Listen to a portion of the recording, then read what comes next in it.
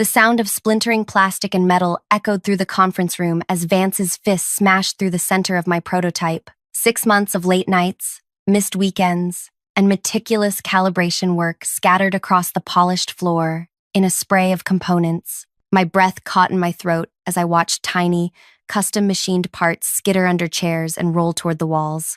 "This is garbage," Vance announced, his voice cutting through the shocked silence. He turned toward the woman seated at the head of the table, instantly shifting into the smooth, practiced charm I'd watched him deploy countless times. "We'll start over with a real team." My legs felt weak beneath me as I stared at the destruction. That prototype represented everything. My vision for mechanical adaptive technology that worked without electricity. My answer to global accessibility problems. My future. And now it lay in pieces, deliberately destroyed in front of the one person who could have championed it. The client, Adira, hadn't spoken much during my presentation. Now she studied the scattered remains with an expression I couldn't read. Her eyes, sharp and assessing, moved from the broken prototype to Vance's satisfied smirk, then finally to my face. "Can I have your contact?" she asked quietly, her voice steady. The request caught me off guard. I fumbled in my pocket for my personal business card,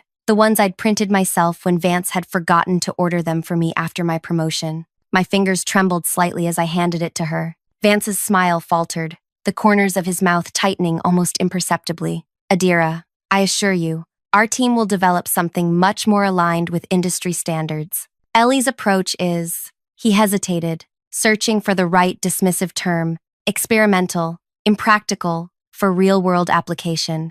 Adira pocketed my card without acknowledging his comment. "Thank you for your time today. I'll be in touch about next steps." Her words were professional, non-committal, directed at everyone and no one. As the meeting dispersed, I knelt on the floor, gathering the salvageable pieces of my work. Each component felt like a small wound in my hand. The titanium joint connectors I'd designed to withstand extreme conditions. The pressure-adaptive hinges that required no electrical components. The weight-distributing frame that could be repaired with basic tools available anywhere in the world. "Leave it," Vance said, standing over me once the clients had left. "Maintenance will clean up." I looked up at him, my vision blurring slightly. "These are custom parts. Parts for a project that's officially terminated," he replied, checking his watch. The design review committee agreed with my assessment. "We're moving forward with the standard electronic framework." "You never submitted my full documentation to the committee," I said, the realization washing over me.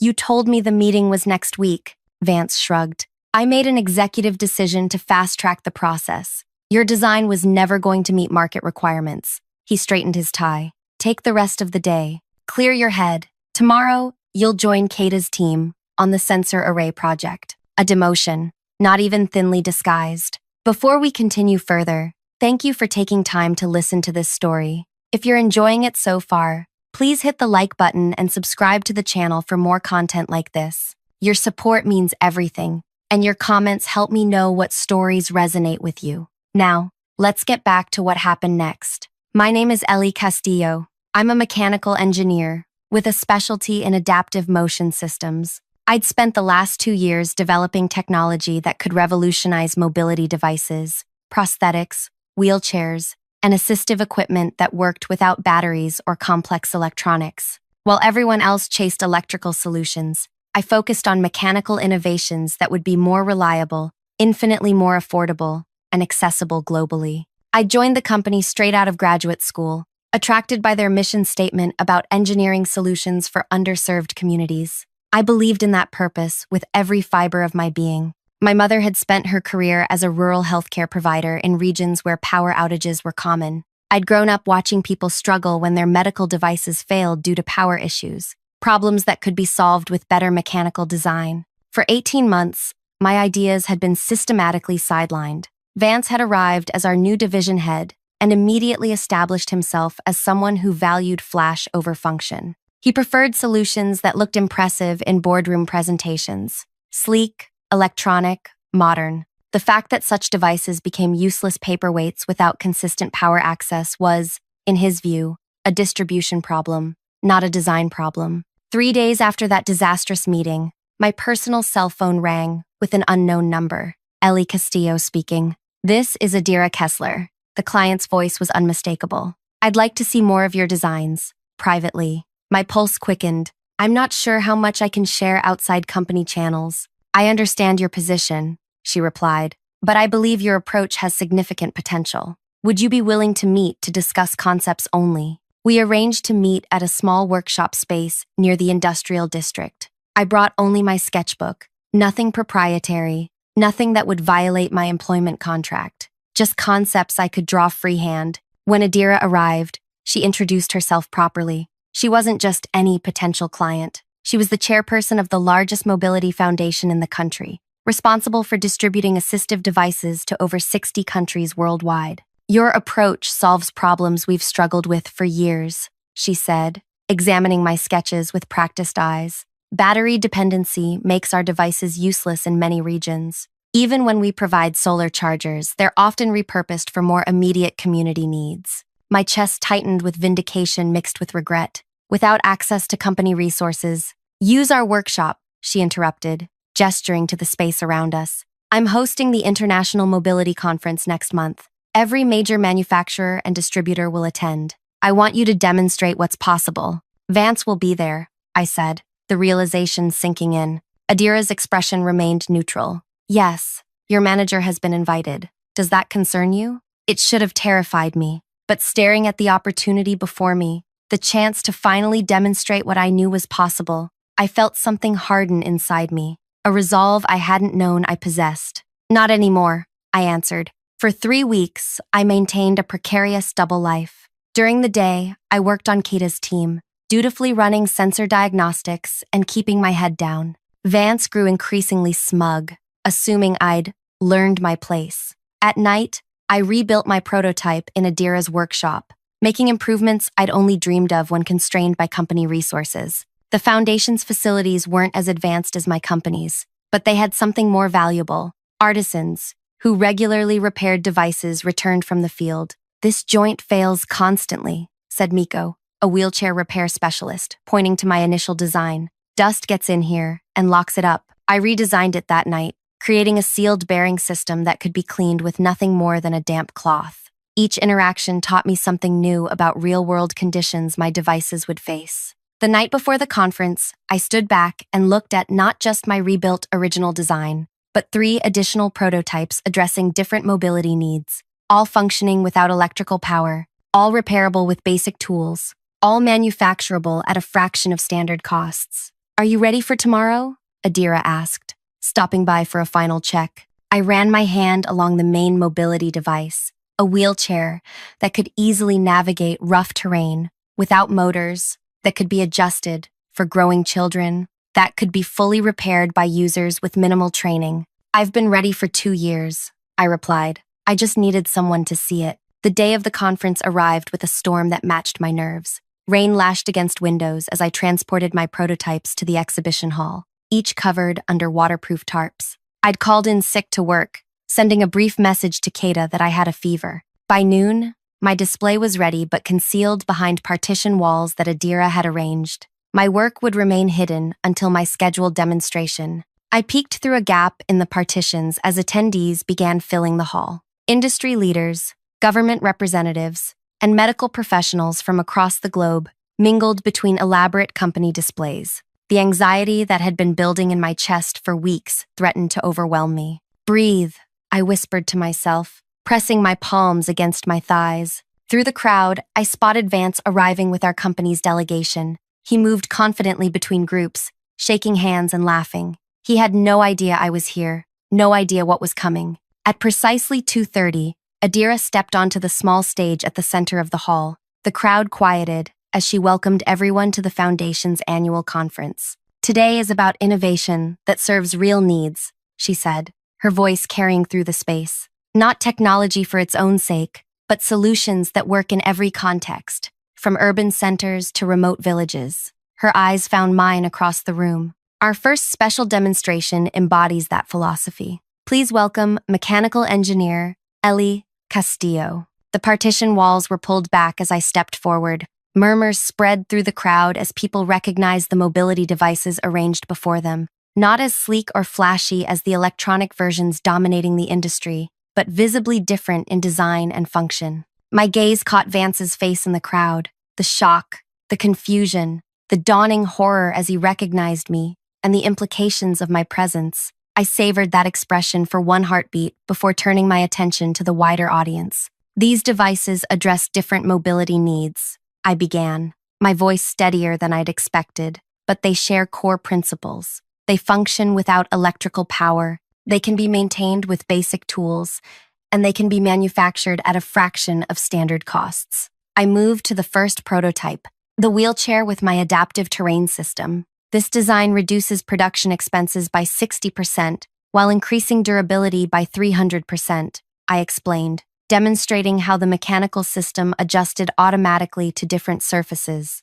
I invited an attendee to test it over a sample of rough terrain we'd installed. It can be maintained indefinitely in areas without consistent power or specialized technicians. Questions erupted from the crowd. I answered each one methodically, demonstrating features, explaining mechanical principles, showing repair procedures. Manufacturing representatives pushed forward with cards. A government procurement official asked about immediate licensing options. From the corner of my eye, I saw Vance attempting to approach, only to be blocked by the density of the interested crowd. His face had shifted from shock to something darker, more calculating. As my demonstration concluded, applause rippled through the audience. People surged forward, eager to examine the prototypes more closely, to leave contact information, to discuss potential applications. I noticed several people from my own company watching with expressions ranging from confusion to admiration. None dared approach, while Vance lingered at the periphery. As the crowd finally thinned, Adira approached with an older man. I instantly recognized Werner Lassen, the semi-retired founder of my company. My breath caught. I hadn't seen him in person since my initial job interview. Fascinating approach, he said, running his hand along the frame of my primary prototype. Especially strange since your manager claimed these mechanical concepts were thoroughly explored and abandoned as impractical. My stomach dropped. He what? He's been dismissing your work across the industry, Adira explained, her tone matter of fact, claiming these designs were his early concepts that proved unfeasible during development testing. The ground seemed to shift beneath me. When did he say this? Last month at the Healthcare Innovation Summit, Werner replied. He gave a presentation on why your company had pivoted entirely to electronic solutions. Your mechanical approach was specifically cited as a failed experimental pathway. Werner's expression hardened as he studied my face. I built this company to solve problems, not protect outdated thinking. He handed me his card, the gesture deliberate. I've maintained my board position. We should discuss your future, with or without your current management. As they moved away, allowing other interested parties to approach, I caught sight of Vance watching from a distance. His earlier confidence had evaporated. He turned and pushed his way toward the exit. That evening, I returned to my apartment physically and emotionally drained. The day had been a vindication I'd barely allowed myself to imagine. My phone had been buzzing continuously with messages from colleagues who'd been at the conference or heard about it secondhand. I ignored them all, needing space to process what had happened. Just after midnight, my phone lit up with Vance's name. I watched it ring, then fall silent, only to start again immediately. After the 5th consecutive call, I finally answered. Hello, Vance. What the hell were you thinking? His voice was tight, controlled anger, vibrating beneath each word. You violated every confidentiality clause in your contract today. I didn't present company property, I replied calmly. Every prototype at that demonstration was built with my own hands, using foundation resources based on my original concepts. Your concepts were developed on company time. My concepts predated my employment. I cut in. Check my initial portfolio submission. These mechanical approaches were outlined in my graduate work, which I specifically retained rights to in my employment agreement. A beat of silence. Then, the founders asking questions about your projects. What did you tell him? I didn't tell him anything, I replied, surprised by how steady I felt. I showed him what's possible when innovation isn't being destroyed. His tone changed instantly, the anger giving way to something almost pleading. Listen, Ellie, I've always valued your creativity. Maybe I was too harsh in that meeting, but the market isn't ready for such dramatic changes. We could integrate some of your ideas gradually. Please, put in a good word with Werner. I'm begging you. I thought of every dismissed concept, every public criticism, every shattered prototype. I thought of him claiming my failed ideas as his own, using my work as an example of what not to do. Some things can't be fixed once they're broken, I said quietly, just like trust. I ended the call and turned off my phone. Whatever came next, I needed rest first. The following morning, I woke to pounding on my apartment door. When I opened it, Kata stood there, eyes wide. "You need to come in, now." "I'm still sick," I started, but Kata shook her head. "Vance has called an emergency division meeting. He's saying you stole company designs. He's preparing termination paperwork for intellectual property theft." My heart hammered against my ribs. That's not possible. Possible or not, he's doing it. He sent security to seize your workstation this morning. I grabbed my coat and followed Kata to her car. During the drive, she filled me in on the chaos that had erupted after the conference. Half the executives are furious they weren't aware of your work. The other half are scrambling to claim they always supported mechanical approaches. And Werner's back in the building for the first time in months. "What about the design review committee?" I asked. "The one that supposedly rejected my concepts?" Kata's hands tightened on the steering wheel. "That's the thing. There was no formal review. Vance told everyone different stories. He told the committee, you withdrew your designs. He told you they rejected them." My jaw clenched as the full extent of Vance's manipulation became clear. We arrived at the company building as dark clouds gathered overhead. The lobby buzzed with unusual activity for a Saturday morning. As we approached the security desk, the guard looked up with recognition. "Miss Castillo, you're requested in the executive conference room immediately." I stepped into the elevator, Kata at my side, my mind racing through possibilities. When the doors opened on the top floor, a different security guard was waiting. "Just Miss Castillo, please," he said to Kata, who reluctantly remained in the elevator. I followed him down the hallway toward the executive suite, each step feeling heavier than the last. When he opened the door to the conference room, I was unprepared for the scene inside. Werner Lassen sat at the head of the table. To his right was Adira. To his left, our company's general counsel. And at the far end, pale and tight-lipped, sat Vance. "Ellie," Werner said, gesturing to an empty chair. "Thank you for coming in on such short notice. We have a situation that requires your perspective." I sank into the indicated chair, acutely aware of every eye in the room fixed on me. Through the floor-to-ceiling windows behind Werner, lightning flashed across the darkening sky, casting momentary shadows across the tense faces around the table. "I understand there's some disagreement about the origin of the prototypes displayed at yesterday's conference," Werner began, his tone measured. "Vance has raised concerns about potential intellectual property violations." Vance leaned forward, a folder open before him. "Ellie's designs utilized proprietary mechanisms developed under company resources. The demonstration was unauthorized and represents a clear breach of contract." My pulse quickened as Werner turned to me. "Would you care to respond to these allegations, Ellie?" I took a deep breath, gathering my thoughts. Every component in those prototypes was designed and built by me, using foundation resources based on conceptual work I developed during my graduate studies, work specifically excluded from my employment agreement. The general counsel, a woman named Lena with silver-streaked hair, glanced between us.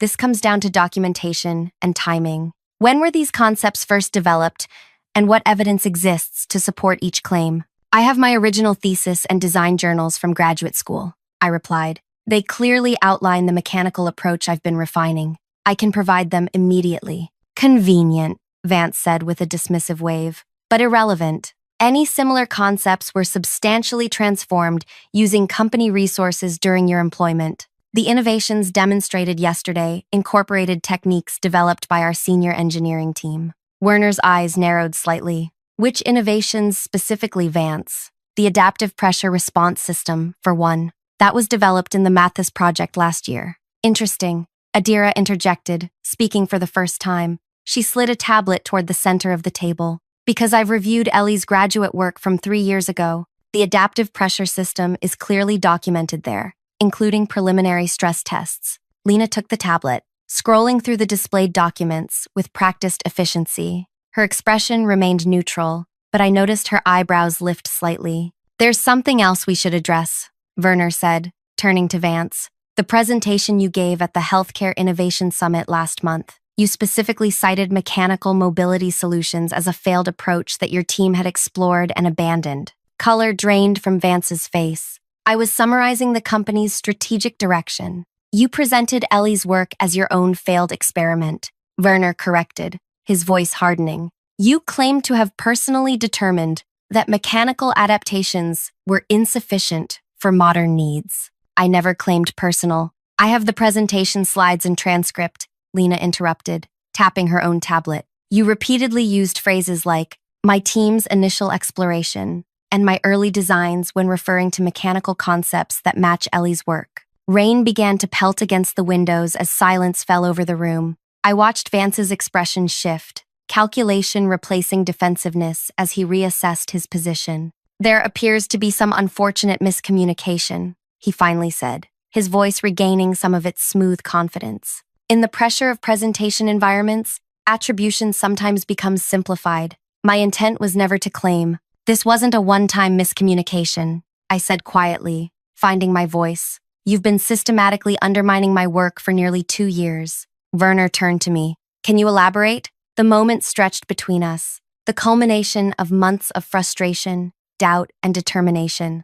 I had spent so long being dismissed that speaking truth to power felt almost foreign. From the beginning, Vance has redirected resources away from my projects, excluded me from key meetings, and misrepresented my progress to leadership, I said, my voice growing steadier with each word. When I completed the prototype, despite these obstacles, he physically destroyed it in front of our most important potential client. Adira nodded. I witnessed that destruction firsthand. It was enlightening. These are serious allegations, Lena noted. Do you have supporting evidence beyond your word against his? Ask any junior engineer in the division about project reassignments, I suggested, or examine resource allocation reports for the past 18 months. The pattern is consistent and documentable. Vance's jaw tightened. This is absurd. We're allowing personal grievances to distract from the fundamental issue of contract violation. Actually, Werner said, I believe we're uncovering something far more concerning than a potential contract dispute. He turned to Adira. You mentioned the foundation provided resources for Ellie's recent work. May I ask why? Adira's calm gaze swept the room. Because her approach solves critical problems for users in developing regions. The foundation exists to support innovations that serve neglected populations. After witnessing both Ellie's vision and the company's apparent disinterest, I made a strategic decision to provide alternative development pathways. Werner nodded slowly, then turned to Vance. You were hired to expand our impact in underserved markets, to identify and nurture innovations that align with our founding mission. Instead, it appears you've actively suppressed exactly the kind of work we should be championing. The market demands electronic solutions, Vance insisted. Investors expect modern approaches. The market is not homogeneous. Werner cut in, real anger finally breaking through his composed exterior. And this company was not built to chase whatever trend delivers the highest quarterly return. We solve problems that matter. Lightning flashed again, closer this time, illuminating the growing tension in the room. I sat perfectly still, watching as the power dynamics shifted before my eyes. I've heard enough, Werner finally said. Lena, please prepare separation paperwork for Mr. Hayes. Vance's face contorted in disbelief. You can't be serious. Over a difference in strategic vision? Over one engineer's pet project? No, Werner replied. For creating a hostile work environment, misrepresenting company work to external parties, and deliberately undermining innovation that aligns with our core mission. The words hung in the air between them. Vance's expression cycled through shock, anger, and finally, a calculating calm. This is an overreaction, he said, gathering his materials. The board will have questions about such a hasty decision. I'm sure they will, Werner agreed, which is why I've scheduled an emergency board meeting for Monday morning. I imagine they'll be particularly interested in the licensing offers that came in after yesterday's demonstration, offers we almost missed because of your actions. Vance pushed back from the table and stood. This isn't over. Actually, Lena interjected, I need you to surrender your access credentials before leaving the building. Security will escort you to collect personal belongings from your office. As Vance was led from the room, silence settled over the remaining occupants. Rain continued to drum against the windows. a steady counterpoint to my racing thoughts. Ellie, Werner said eventually, his tone softening, I owe you an apology. This should have been addressed long ago. You couldn't have known, I replied, though part of me wondered if that was truly the case. How many other innovations had been stifled by similar dynamics throughout the company? Moving forward, he continued, I'd like to establish a new division focused on mechanical adaptive technologies, with you leading development. Adira has expressed interest in a formal partnership between the foundation and our company. Adira nodded. The prototypes you demonstrated yesterday received overwhelming interest. We've already had 3 governments inquire about distribution programs. The opportunity laid before me was beyond anything I'd imagined possible just days earlier. Yet I hesitated, remembering the systematic obstacles I'd faced for so long. I appreciate the offer, I said carefully, but I'd need complete autonomy over design direction and team composition, and transparent access to leadership when concerns arise. Werner and Adira exchanged glances. Those terms are entirely reasonable, he agreed. Then yes, I said, a weight lifting from my shoulders. I'd be honored to lead the division. As we concluded the meeting, finalizing next steps and implementation plans, I realized the storm outside had passed. Sunlight broke through the clouds, casting long shadows across the city below. 3 months later, the first production run of our mechanical mobility devices shipped to distribution centers in 12 countries. The feedback from users transformed abstract success metrics into real human impact. Children able to navigate rough terrain to reach school, adults maintaining independence despite unreliable power infrastructure, communities developing local repair expertise that created new economic opportunities. Vance found a position with a competitor, though industry whispers suggested his reputation had suffered lasting damage. Werner remained actively involved in our division, his original passion for problem-solving seemingly reignited by our work. As for me, I found something I hadn't expected in the aftermath of that confrontation. Not just professional validation or career advancement, but a profound sense of purpose fulfilled. The devices we created weren't just products, they were possibilities, expanding what was accessible to people who had long been overlooked by innovation. Sometimes the most effective revenge isn't about destruction, it's about creation, building something so undeniably valuable that those who tried to diminish you must confront the smallness of their vision. Success that speaks for itself needs no additional vindication. Thank you so much for staying with me through this entire story. If it resonated with you, please hit that like button and consider subscribing for more stories about resilience, professional growth, and finding your voice. Drop a comment letting me know what you thought, or if you've ever had to stand up for your work against someone who tried to diminish it. Your experiences matter, and this community grows stronger when we share them. Until next time, remember that your vision deserves to be seen, your voice deserves to be heard, and sometimes the best revenge is simply showing the world what you're capable of creating.